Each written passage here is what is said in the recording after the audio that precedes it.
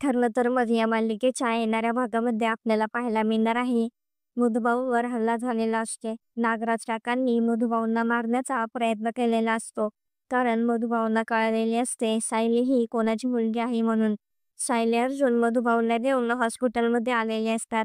सायली खूप घाबरलेली असते. मधुभाऊची तब्येत खूप सिरियस असते. त्यांच्या शरीरातून खूप रक्त गेलेले असते. त्यामुळे मधुभाऊ कोमामध्ये गेलेले असतात. सायली आणि अर्जुनला वाटत असते ही सगळे महिपतने केले आहे.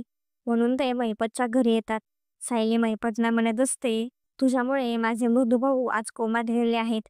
ते आता त्यांच्या नवीन आयुष्याला सुरुवात करणार होते. पण तुझ्यामुळे आज ते कोमात आहे. अजून किती लोकांचे तळतळाट घेणार आहेस? तुझी मुलगी जेलमध्ये शिक्षा भोगते की काही कमी आहे का तुला?